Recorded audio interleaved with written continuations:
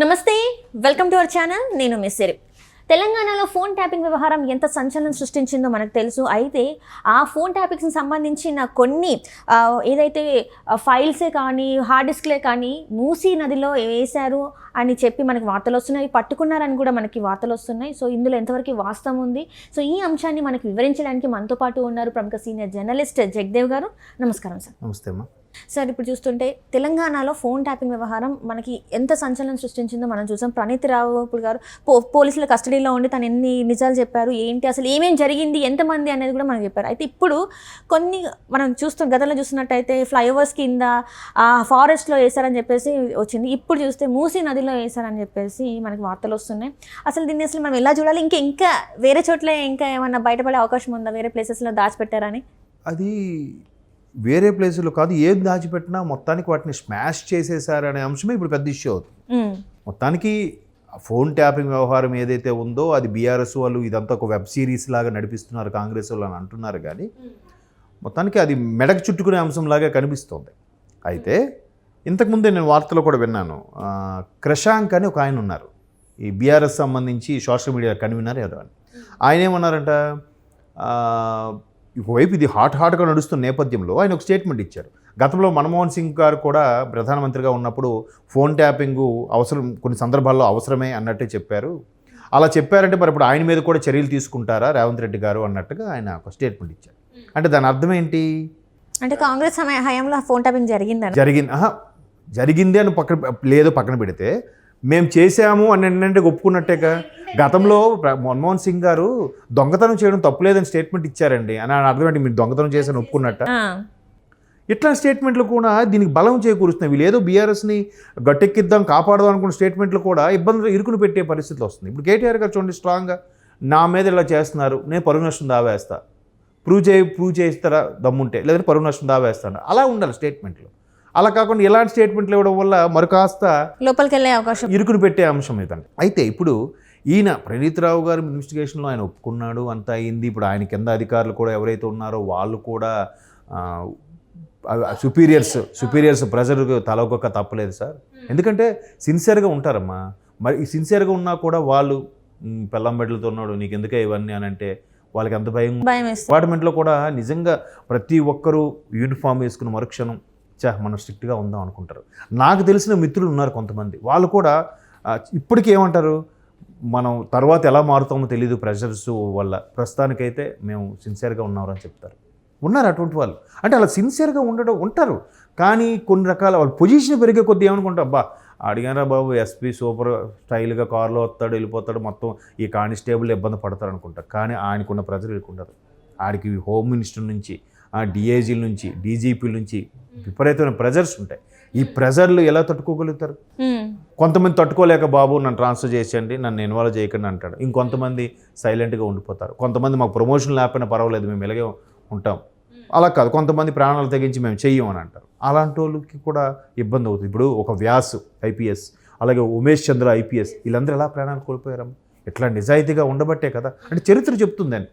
కాబట్టి వాళ్ళకు కూడా అనడానికి లేదు. భార్య బిడ్డలు ఉన్న వాళ్ళు, వాడికి కూడా ఫ్యామిలీ లైఫ్ ఉంటుంది, అమ్మో ఏదైనా చేస్తే ఎట్లా పరిస్థితి అనే దీని మీద కొంతమంది లొంగిపోతారు. కొంతమంది నీకెందుగా, నేను చెప్తున్నాను కదా, నీకెందుకు ఆ ప్రాబ్లం, నువ్వు నేను నీ సుపీరియర్ని, నువ్వు నా మాట వినాల్సిందే అంటే ఆడేం చేయగలుగుతాడు? ఎక్కడికి వెళ్ళిపోతాడు? పెద్ద పెద్ద స్థాయిలో ఐపీఎస్ స్థాయిలో అనుకోండి, ఎక్కడ కాదు డెప్యుటేషన్ మీద ఇంకో స్టేట్కి వెళ్ళిపోతారు, లేదా ట్రాన్స్ఫర్ పెట్టుకుని ఎక్కడికి వెళ్ళిపోతారు, లేదా లాంగ్ లీవ్ పెట్టేస్తారు ఒకేసారి. కానీ కింద స్థాయిలో నలిగిపోతారు. సీఏ నుంచి ఎస్ఐ ర్యాంక్ వాళ్ళు, సీఏ ర్యాంక్ వాళ్ళు, డిఎస్పీ, వీళ్ళందరూ కూడా.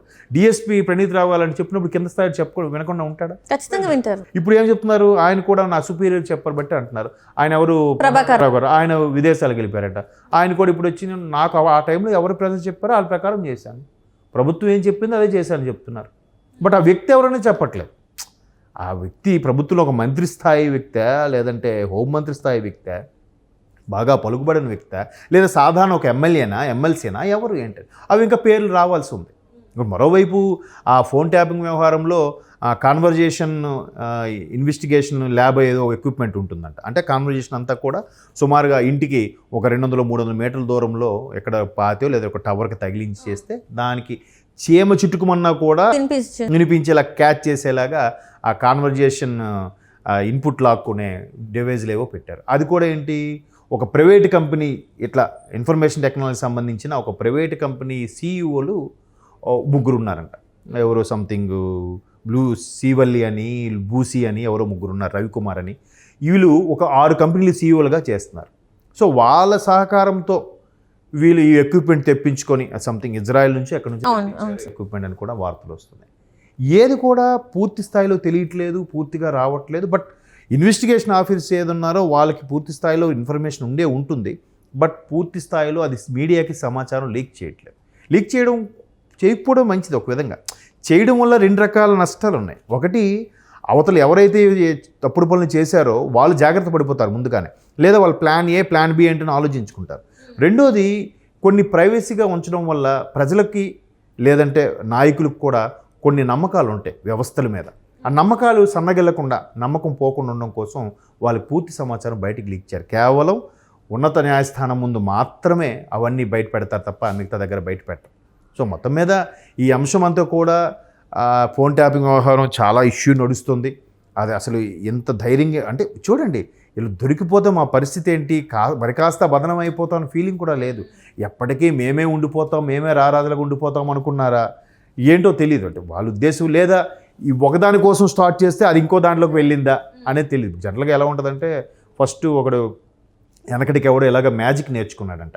ఆడికి ఆకలి అంటే ఆ మ్యాజిక్ కోసం ఏదో రొట్టె దొంగిలించడమో టిఫిన్ దొంగిలించడమో నేర్చుకుంటే బాగున్నాను. అది కాస్త అరే బాగుందిరా అని చెప్పి ఆసక్తి పోయి బ్యాంకును కూడా మ్యాజిక్ చేద్దాం, బ్యాంకులో నగలు డబ్బును కూడా మ్యాజిక్ చేద్దామని 1 ఫైన్ డే దొరికిపోయాడు. అలాగా ముందు ఏదో చిన్న వ్యవహారం, సరే వాళ్ళు మన గురించి ఎత్తులు కుయ్యెత్తులు ఏమి వేస్తున్నారా, లేదంటే మనం క్యాన్వాసింగ్కి ఎలా వెళ్దామా, లేదంటే మనం అభ్యర్థిని ఏం పెడదామా అన్న ఆలోచన కాస్త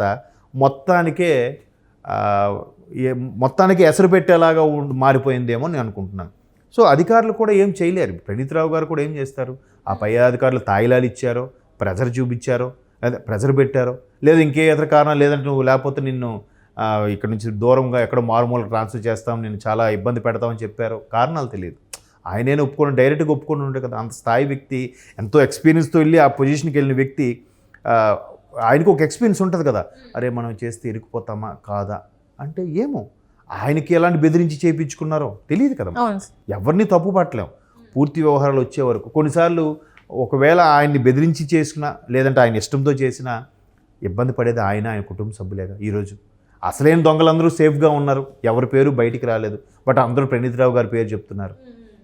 కానీ రేపటి రోజున ఇప్పుడు ప్రభాకర్ రావు గారు మన ఎక్కడైతే ఫారెన్లో ఉన్నారో ఇక్కడికి వచ్చిన తర్వాత ఒకవేళ బీఆర్ఎస్ నేతలే ఉన్నారు అని చెప్పేసి అంటే వాళ్ళకి శిక్షలు పడే అవకాశం ఉందా, లేకపోతే ఇది ఇట్లనే కొనసాగింపుగా వెళ్ళే అవకాశం ఉందా అంటారు? తెలియదమ్మా. ఇదంతా రాజకీయ ఎత్తుగడో, లేదంటే లోబర్చుకోవడానికి రాజకీయ కేంద్ర పార్టీలు ఏమైనా ఇలా చేస్తున్నాయని కూడా ఉంది.